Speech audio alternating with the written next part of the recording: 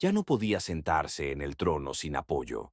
El cuerpo del rey, que en otro tiempo inspiraba temor y respeto, estaba hinchado, empapado de hedor y de los jugos que brotaban de las heridas de las piernas y la ingle. Bajo los vendajes, colocados de forma apresurada y tosca, se veían manchas marrones, y los vendajes, que se cambiaban varias veces al día, volvían de los aposentos negros y pegajosos por el pus. En los informes de los cortesanos de las últimas semanas aparecían cada vez con más frecuencia las palabras hedor insoportable y peligro para la salud de los presentes en la corte. Un cronista de un monasterio inglés escribió: ni los médicos ni los sacerdotes pueden permanecer con él más de un cuarto de hora sin poner en peligro su vida y su alma. El último año de vida de Enrique fue una sucesión de enfermedades ininterrumpidas, tratos crueles y decisiones políticas tomadas en un estado que el médico de la corte describió como confusión mental causada por vapores putrefactos. En primavera comenzó con una herida purulenta en la espinilla izquierda, que se había hecho muchos años atrás. Los cronistas mencionaron que con el paso de los años no se curaba, sino que supuraba y luego segregaba un pus maloliente. Los médicos recomendaron sangrías y compresas con vinagre y romero, frotaban la pierna con plata triturada y jugo de cebolla, pero la hinchazón no hacía más que aumentar.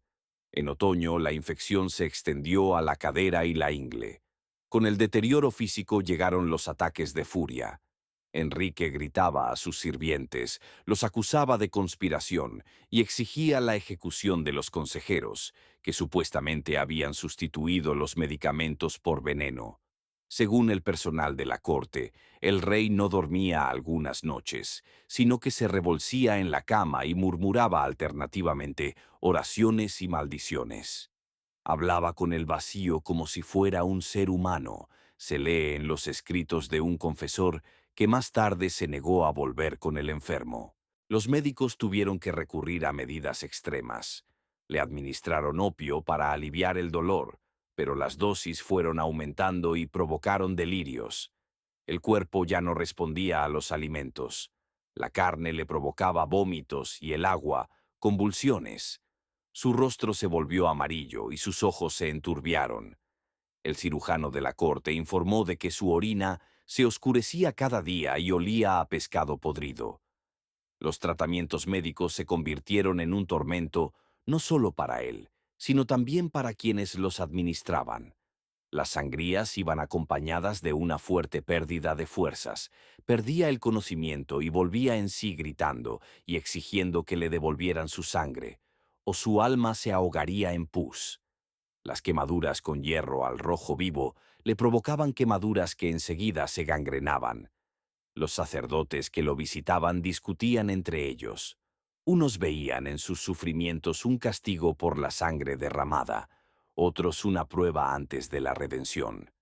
Se restringió el acceso a los aposentos reales. Los guardias solo dejaban entrar a médicos, escribanos y sacerdotes de confianza. Los embajadores de las cortes extranjeras informaban en sus cartas que el rey ya no es capaz de conceder audiencias prolongadas y que el olor de sus aposentos llega hasta la sala del consejo. A pesar de su evidente debilidad, en la corte se libraba una encarnizada lucha entre los herederos y los grupos influyentes de la corte. Unos querían acelerar su muerte para consolidar su influencia, otros temían que medidas demasiado drásticas provocaran disturbios. Los sirvientes que sacaban la ropa sucia y cubos con pus susurraban en los pasillos que el rey se derretía como carroña al sol. Una vez, al cambiarle los vendajes, se desprendió un gran trozo de piel de la pierna y la herida estaba llena de gusanos.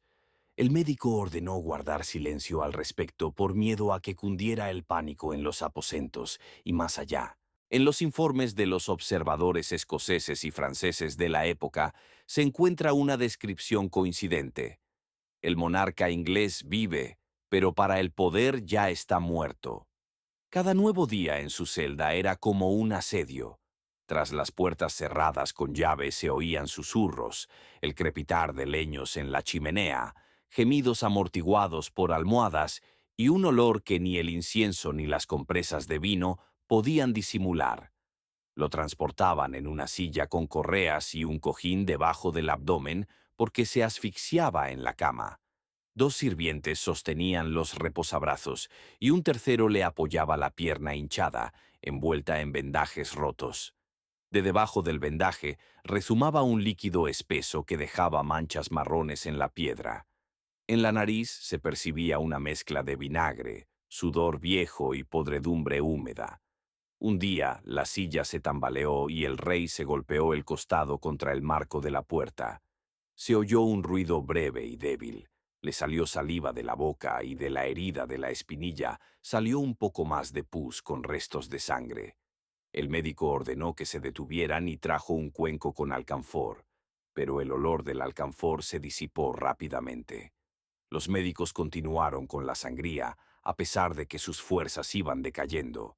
Según una nota del escribano de la corte, en un momento dado se le extrajo tanta sangre que se le pusieron los labios azules, y al recuperar el conocimiento, el rey preguntó en voz baja si junto con la sangre le habían quitado también el alma. A continuación, el médico ordenó que le dieran opio antes de cada cambio de vendaje. El opio sirvió de poco. La respiración se hizo más regular, pero empezó a murmurar fragmentos de oraciones y órdenes, confundía nombres, llamaba a veces al tesorero, a veces a su difunta esposa, a veces al verdugo. Le salió un sarpullido en el pecho, se le hinchó el abdomen y la piel se le oscureció y se calentó.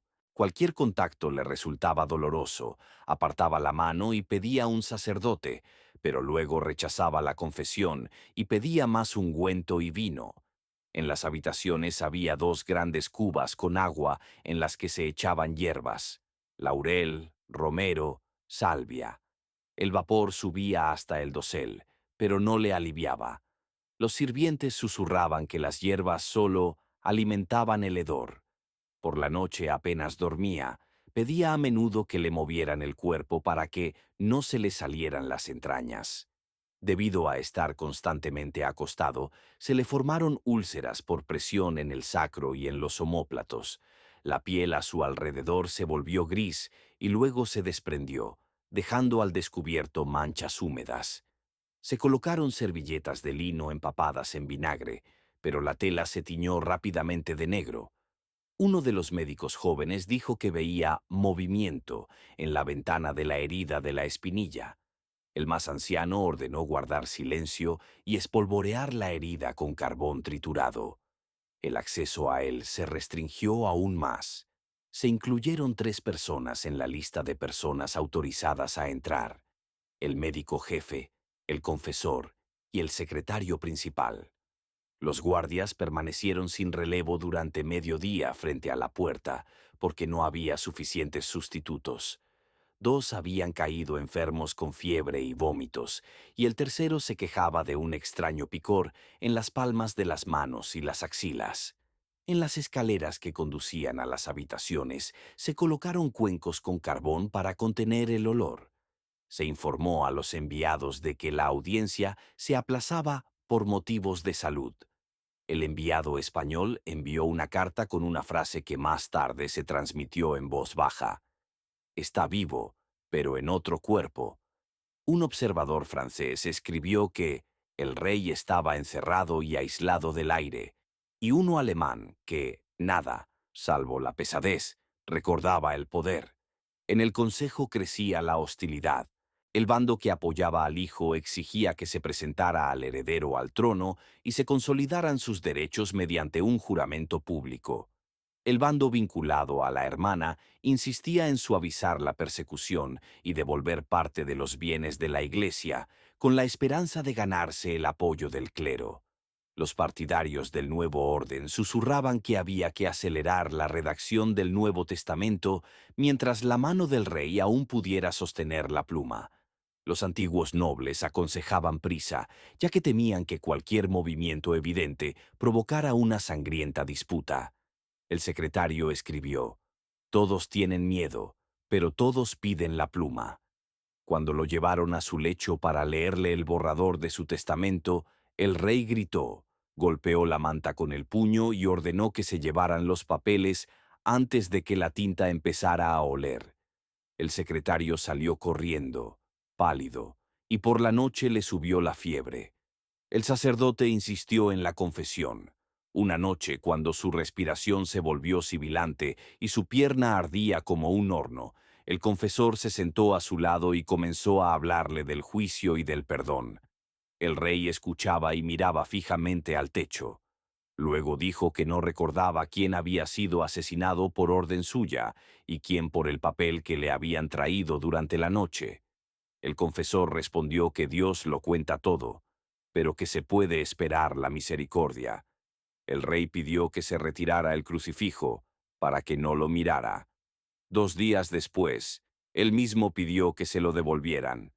Cuando está cerca, me cuesta menos respirar, escribió el confesor.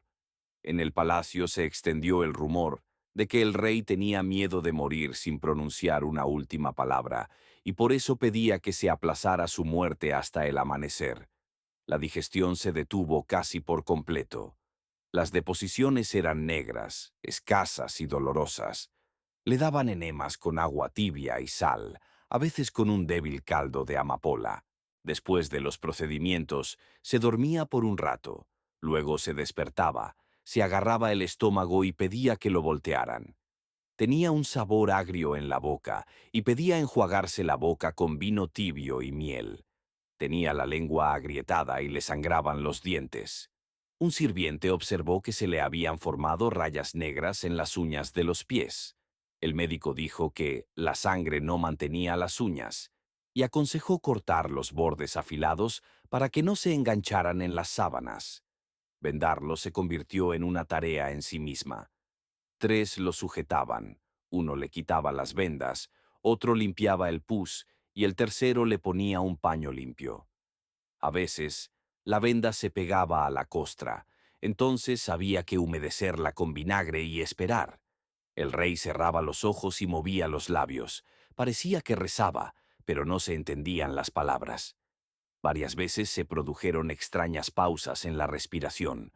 Aguantaba el aire, se le ponía la cara azul, luego respiraba profundamente y empezaba a toser, expulsando grumos de la garganta.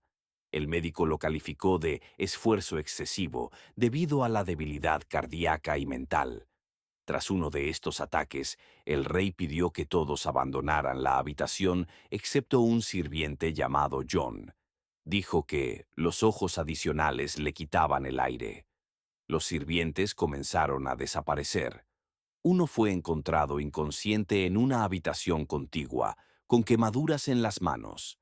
Había volcado accidentalmente un brasero y había inhalado vapores de vinagre y resina. Otro se fue a casa y no regresó. Un tercero pidió que lo trasladaran al establo y no volvió a entrar en las habitaciones del rey.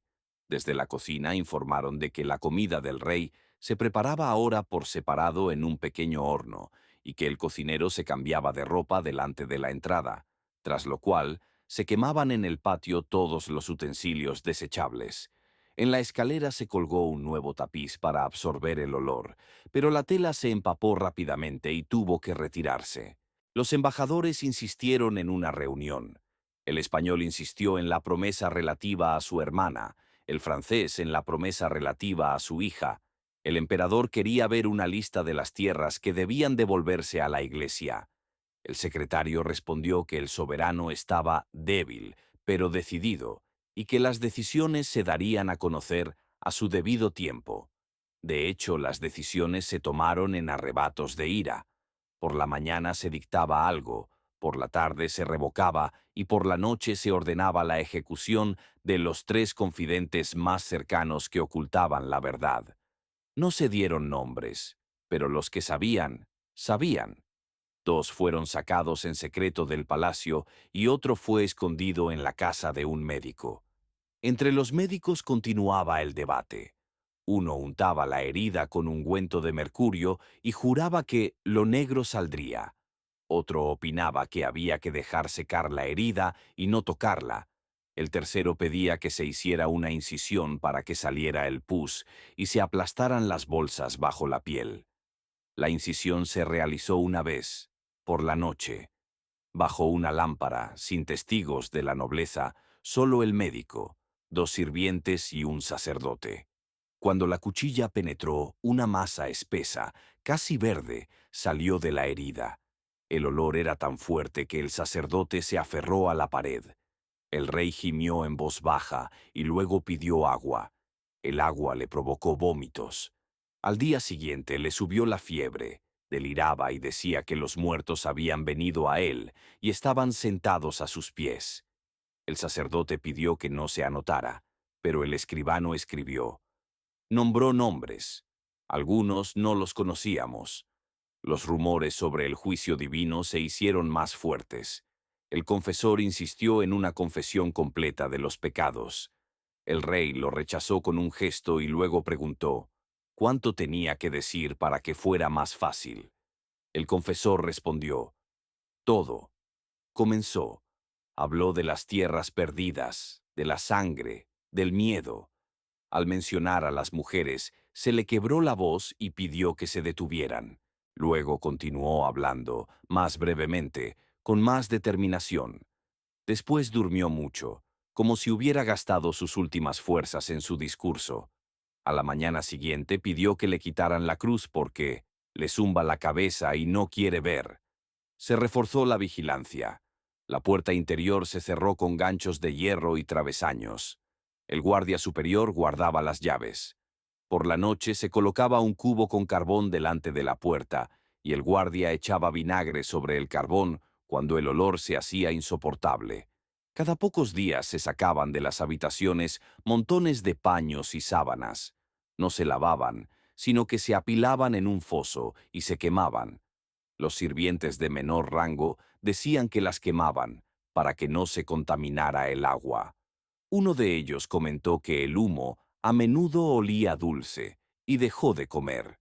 Una mañana intentaron llevarlo a una pequeña capilla para que se arrepintiera de rodillas, tal y como le había pedido su confesor.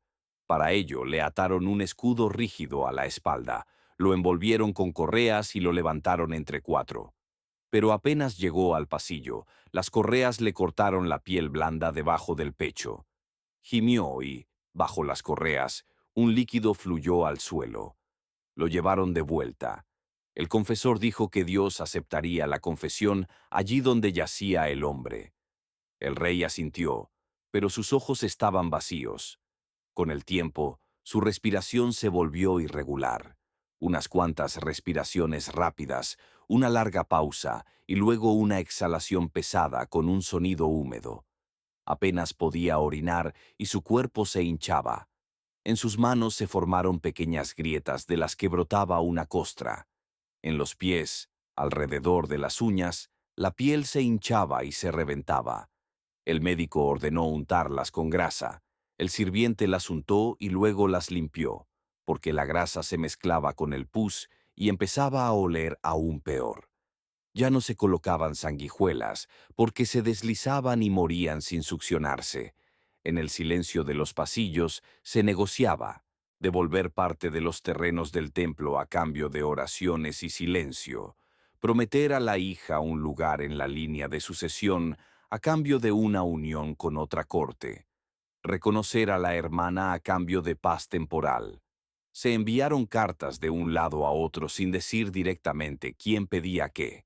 Algunos escondían los documentos en compartimentos secretos, otros los quemaban inmediatamente después de leerlos. Por miedo a cometer un error, el secretario comenzó a fechar los borradores sin nombres, solo con el día y la hora. Uno de estos borradores se ha conservado, escrito por otra mano. Cuando caiga la noche y no vuelva la luz a las habitaciones, entrega el sello para que lo guarden.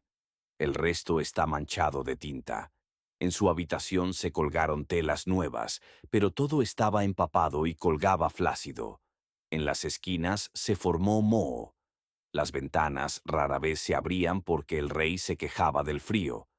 A veces pedía fuego, Luego decía que el calor intensificaba el hedor en su sangre y se apagaba el fuego. Sobre la mesita junto a la cama había una taza con agua y vinagre, un montón de trapos, un cuchillo de hoja estrecha, un cuenco de barro con un ungüento espeso y una cruz. A veces la cruz estaba tumbada, otras veces estaba en pie y otras cubierta con una servilleta. Esto llamaba la atención de todos los que entraban y les indicaba cómo debían comportarse. El tiempo en las habitaciones no pasaba en días, sino en procedimientos. Cambio de vendajes, cambio de sábanas, enemas, lavados, ungüentos, opio, sueño, delirio, breves momentos de lucidez, silencio. En los breves momentos de lucidez pedía que le trajeran a quienes quería ver. No le traían a todos. Algunos estaban escondidos. De algunos se decía que se habían ido. Él fruncía el ceño, cerraba los ojos, como si estuviera contando en su mente a los que ya no volvería a ver. A veces pedía papel, cogía una pluma y escribía una o dos palabras.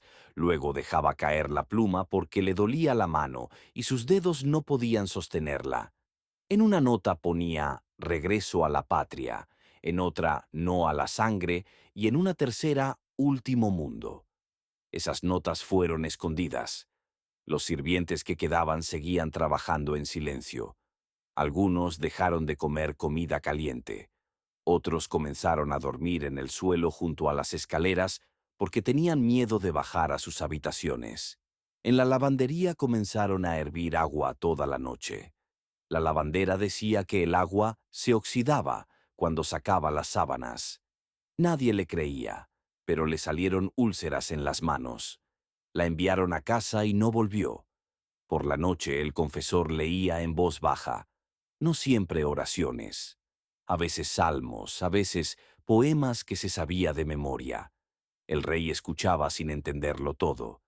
A veces fruncía el ceño al oír la palabra misericordia y a veces abría los ojos al oír la palabra plazo. Preguntaba, ¿cuándo es de día? Aunque las cortinas estaban corridas. El sirviente le respondía que pronto sería de día. Cerraba los ojos. Luego volvió a preguntar. Una noche dijo que oía agua corriendo por el suelo y ordenó que le pusieran un cojín pesado sobre el pecho para que no flotara. Le pusieron el cojín. En la última semana de este pasaje, su estado empeoró día a día. La temperatura seguía alta, había perdido el habla, solo se le movían los labios y rara vez asentía con la cabeza. Su corazón latía de forma irregular y le latía con fuerza en las sienes. El médico, un anciano, dijo que la vida se retiraba del borde, donde se pudría, y ordenó que se prepararan para una larga noche. No era la noche en la que todo iba a terminar. Era la noche después de la cual ya no había esperanza. Los guardias recibieron la orden de no dejar entrar a nadie sin una nota en la pizarra de la puerta. Por la mañana había 6 nombres escritos en la pizarra: médico, confesor, sirviente, secretario, otro sirviente y un hombre cuyo nombre no se mencionaba. Detrás de la puerta estaba el poder, dividido en bandos y miedo. En el interior yacía un hombre cuyo cuerpo se había convertido en una fuente de hedor y silencio. Nadie lo decía en voz alta, pero todos lo sabían. El final estaba cerca y no llegaría pronto. Cada nueva respiración era como un contador para los que esperaban. No esperaban la muerte, esperaban el momento en que pudieran decir el nombre del siguiente.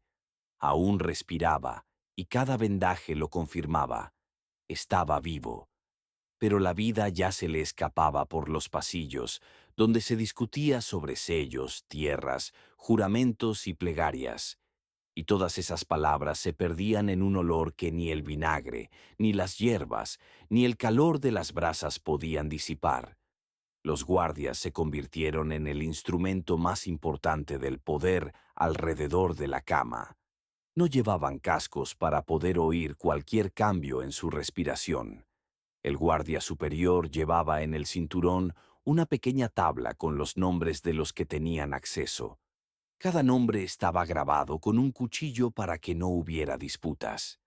Los días en que el rey apenas abría los ojos, solo se permitía la entrada a 3 personas. El resto del tiempo, los suplicantes se alineaban en el pasillo. El sacerdote, el médico, el secretario, 2 nobles, el embajador y una criada con un cuenco. La tensión entre ellos iba en aumento. Una vez, la puerta del pequeño pasillo se abrió de un empujón con el codo.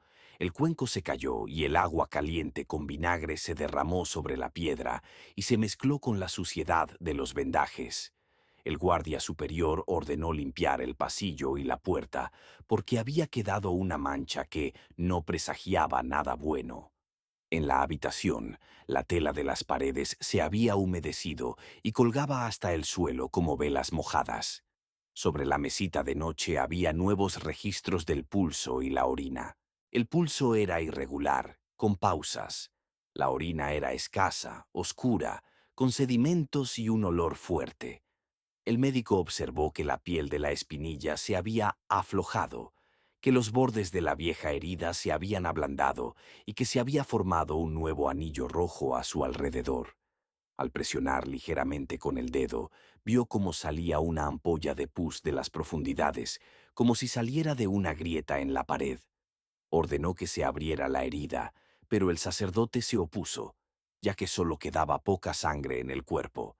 Se decidió aplicar una compresa de hierbas y vinagre y esperar hasta la noche. Durante la noche la fiebre subió. El rey deliraba y extendía la mano hacia su pecho, pidiendo que le quitaran la almohada y luego que se la pusieran más pesada para que no se levantara. El sirviente sustituyó la almohada por otra más firme. Los labios del rey se volvieron negros y se le formó una costra en la lengua. En raros momentos de lucidez, pidió agua y mandó llamar a su hija. El secretario respondió que la hija estaba lejos y que el viaje duraría al menos 3 días. El rey parpadeó y olvidó lo que había pedido. En ese momento el consejo dio el primer paso decisivo. El documento sobre la sucesión fue llevado a la puerta de los aposentos y colocado sobre una mesa separada para que el rey pudiera firmarlo cuando tuviera ocasión. El documento permaneció allí durante 3 días. Cada día se colocaba sobre una tabla limpia. Al cuarto día, el secretario se armó de valor y entró en la habitación con el documento. El rey lo miró, preguntó qué era y se dio la vuelta. El secretario le susurró que sin la firma se avecinaban tiempos difíciles para todos y le pasó una pluma. El rey apartó bruscamente la cabeza y un sudor con olor a vinagre le corrió por la sien. Dijo, «Que decida Dios». El secretario retrocedió. Los guardias lo sacaron y cerraron la puerta con un cerrojo de hierro. El sacerdote siguió insistiendo en la confesión. Habló del deber y del miedo al juicio. El rey escuchó y dijo una vez, «El miedo es más fuerte que el dolor». El sacerdote le ofreció la absolución a condición de que lo aclarara todo. El rey guardó silencio. Al cabo de una hora, llamó al sacerdote y comenzó a hablar. Primero despacio, luego más rápido, como si quisiera darse prisa para que no le fallara la voz. Habló de la agenda, de sangre ajena, de cartas que había firmado sin mirar. El sacerdote tomaba nota. Al mencionar algunos nombres, el rey se detenía y pedía agua. Un sirviente le pasó un cuenco. El agua le provocó tos y vómitos. El sacerdote esperó y luego continuó. Al final de su discurso, el rey cerró los ojos y los volvió a abrir. Sus labios se movían, pero no salía ningún sonido. El sacerdote leyó una oración de perdón sobre él y le puso la mano sobre la cabeza. El rey no retrocedió. Los sirvientes cambiaron la ropa 2 veces más, pero no daban abasto. En las sábanas quedaban restos de sangre y pus. El cuerpo irradiaba alternativamente calor y frío. La piel de la ingle parecía cocida y en la cadera apareció una nueva mancha. El médico dijo que se trataba de líquido maligno que se estaba abriendo paso. Ordenó secar la zona con aire caliente procedente de un brasero, pero este desprendía hollín y las sábanas se ennegrecían. Un sirviente llamado John sugirió colocar una tabla de madera bajo los pies para que la herida no entrara en contacto con la cama al darle la vuelta. El médico estuvo de acuerdo. La sugerencia se incluyó en la lista de medidas probadas y la tabla se utilizó cada vez que se movía. En los pasillos, las discusiones sobre la admisión se hicieron cada vez más acaloradas. La parte de la hermana exigía acceso ininterrumpido a la cama para que los testigos pudieran confirmar la invalidez de la firma. Por su parte, la hija exigía que se cerraran las puertas hasta que el rey recuperara las fuerzas y que la firma se realizara en presencia de un solo sacerdote. El guardia superior rechazó ambas demandas y declaró que solo se permitiría el acceso cuando el médico y el confesor lo indicaran. Esto dio lugar a rumores de que los guardias decidían el destino de la corona. A 2 guardias les metieron monedas en las botas. Devolvieron las monedas y exigieron un salario más alto a cambio de su lealtad. El salario se pagó por la noche con dinero de una caja de repuesto sellada. El rumor sobre la caja se extendió instantáneamente. Al final de la semana salía más pus de la herida de la espinilla que antes. Por primera vez en muchos días, el médico decidió hacer una incisión grande. Se acercó una mesa a la cama, se colocaron instrumentos de hierro en un cuenco, se rociaron con agua caliente y se limpiaron con un paño. El sacerdote se colocó junto a la cama y se quedó en silencio con una cruz en la mano. Los sirvientes sujetaban la pierna y la cadera. El médico hizo un corte. Una masa espesa salió a borbotones. El olor era insoportable. El sirviente John apartó la mirada. Otro se tambaleó. El rey dijo en voz baja, ¿ha salido el pus? El médico respondió que había salido una parte. Secaron la herida con un paño, la presionaron y la lavaron con vinagre. Los bordes de la herida temblaban como carne viva. El médico le colocó un vendaje firme. El sacerdote santiguó la herida y rezó una breve oración. El rey se desplomó y se quedó dormido. Después de la incisión, pudo respirar con más facilidad, pero solo durante un rato. Los pulmones parecían llenarse de una pesadez húmeda. Empezó a ahogarse con cada movimiento. Se le pusieron los labios grises y se le formaron ojeras. El médico anotó: corazón irregular, respiración entrecortada, sonido húmedo. El médico pidió que no se molestara al enfermo con conversaciones. El sacerdote objetó que el alma no podía existir sin palabras. Discutieron en voz baja en la puerta. El guardia superior puso fin a la discusión y dijo que solo habría una visita por la noche y que había que decidirse ahora. Se decidió por el médico. Por la noche, el médico. Al amanecer, el confesor. En esos días ocurrió en los aposentos lo que todos temían. Al cambiarle los vendajes por la mañana, cuando le quitaron el vendaje del borde de la cadera, la piel del borde de la herida se desprendió junto con la tela y dejó al descubierto una bolsa con un líquido amarillo.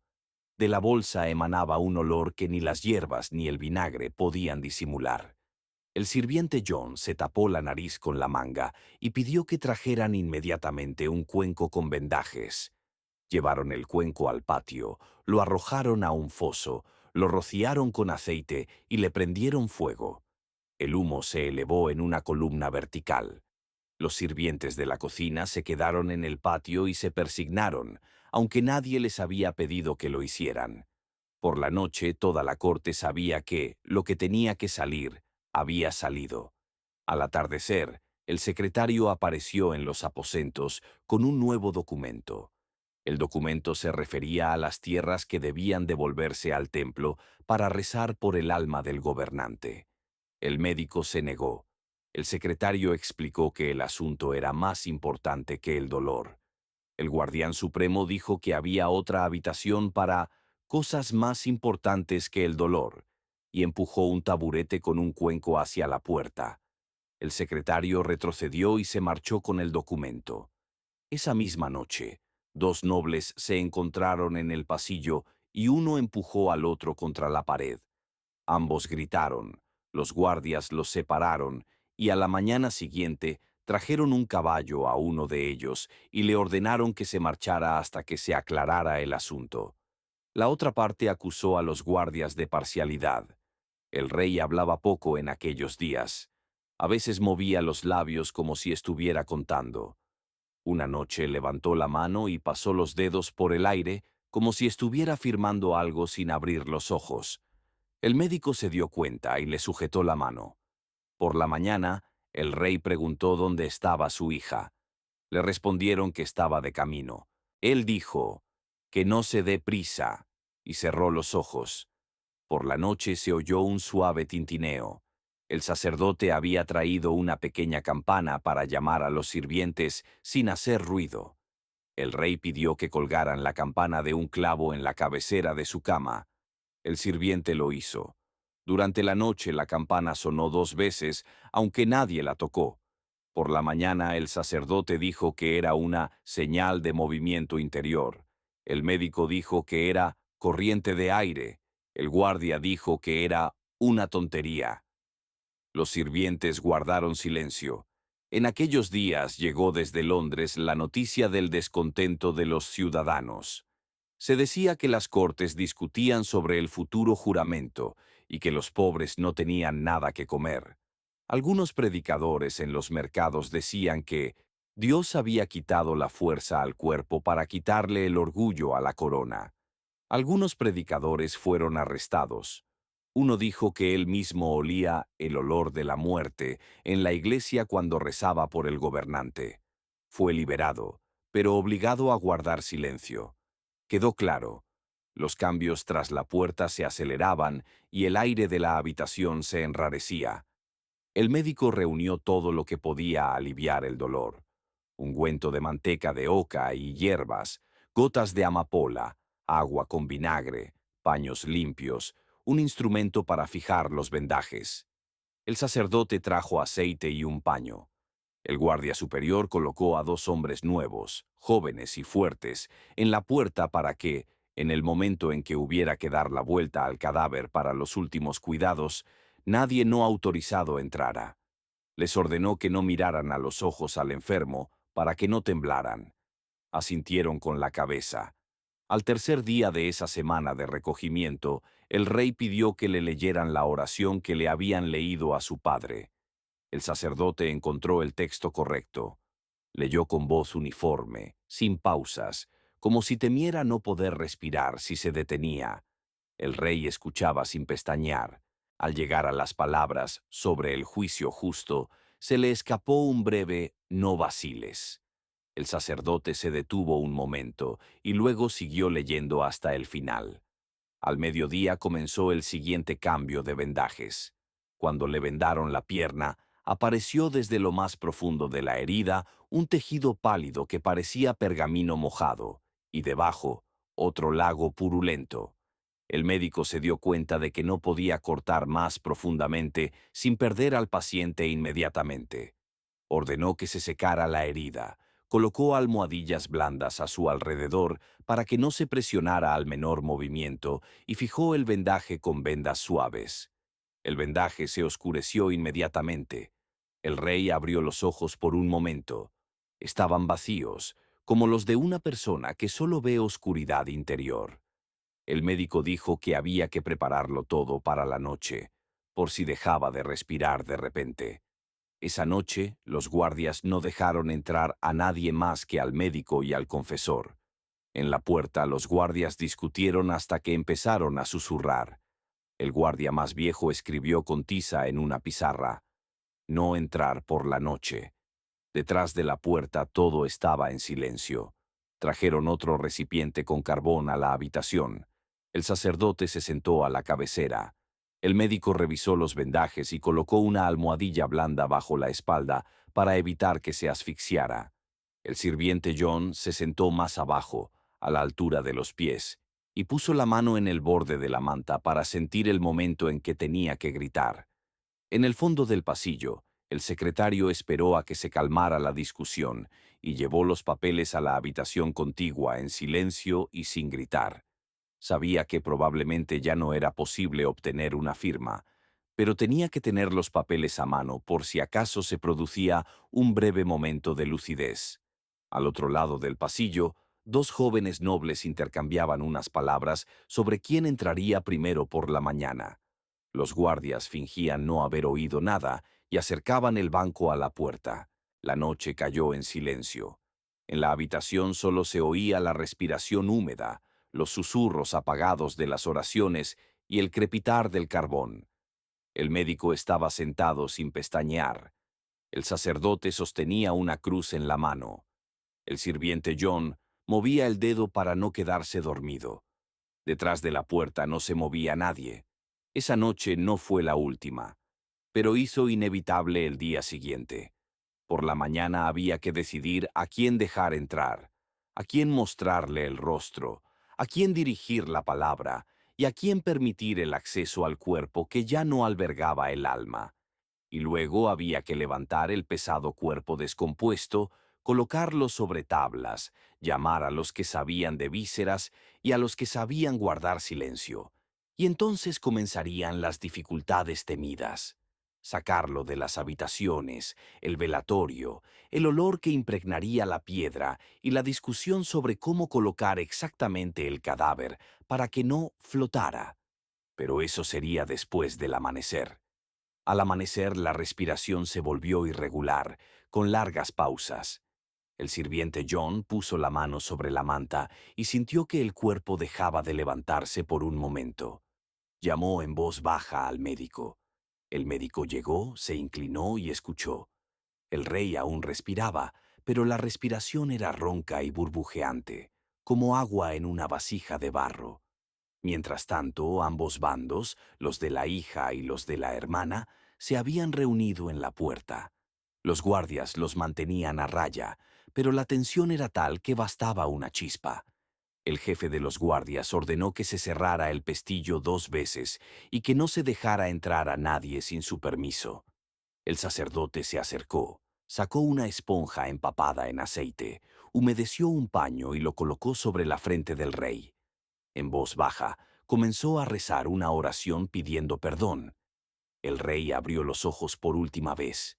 Su mirada era turbia, pero parecía reconocer al sacerdote. Sus labios apenas se movían, y el sacerdote se inclinó tanto que su oreja tocaba el aliento del moribundo. Solo oyó 2 palabras. No lo olvides. De repente, el cuerpo se arqueó, como si quisiera repeler el dolor, y luego se desplomó. El médico tomó el pulso, pero no lo encontró. El sacerdote se santiguó la frente, el pecho y las manos. John se quedó paralizado y se agarró al borde de la manta, mientras los guardias entraban y se colocaban a ambos lados de la cama. Primero le taparon los ojos y la boca atándole un paño alrededor de la mandíbula. Luego quitaron la manta. La tela que había debajo estaba húmeda y oscura. El médico dijo en voz baja que había que empezar el tratamiento inmediatamente. De lo contrario, no sobreviviría ni media hora. 2 sirvientes trajeron un gran cuenco de cobre con vinagre y hierbas. Cuando le dieron la vuelta al cadáver, los vendajes de la pierna se soltaron y cayeron, dejando al descubierto una profunda herida de la que emanaba un olor acre, casi punzante. En ese momento llamaron a la puerta. Pedían testigos. El guardia más viejo no abrió. Sabía que ver el cadáver podría provocar un motín. El intento de embalsamar el cadáver fracasó al cabo de 2 horas. Al abrir la ingle, el tejido se descompuso y el líquido se derramó por el suelo. El vinagre y el aceite no pudieron disimular el hedor. El médico ordenó limpiar el cadáver, envolverlo en un paño grueso y colocarlo sobre unas tablas. El sacerdote insistió en envolver el cadáver en un hábito de monje, para que pudiera ser llevado a la tumba con humildad. Cuando se cerraron las tablas, se dejó entrar a ambos lados en las habitaciones. Cada uno pidió su tiempo para despedirse. En el pasillo se oyeron gritos, pero los guardias mantuvieron el orden. El secretario aprovechó el tumulto para sacar los papeles que no estaban firmados y quemarlos en un brasero. La noticia de la muerte llegó a las calles hacia el mediodía. En los mercados se decía que Dios le había quitado la vida porque Él le había quitado el cuerpo en vida. Los predicadores discutían sobre quién tenía derecho a la corona. En las iglesias se rezaban oraciones, pero en cada una con el nombre de su propio candidato. Un día después el ataúd fue llevado a la plaza. La multitud guardaba silencio, solo el viento transportaba el olor, que penetraba incluso en los muros de piedra de la catedral. La gente no veía a un monarca, sino un pesado ataúd del que goteaba humedad. Así terminó el reinado de un hombre y comenzó el reinado de las disputas, las intrigas y la decadencia, ya no solo del cuerpo, sino de todo el reino.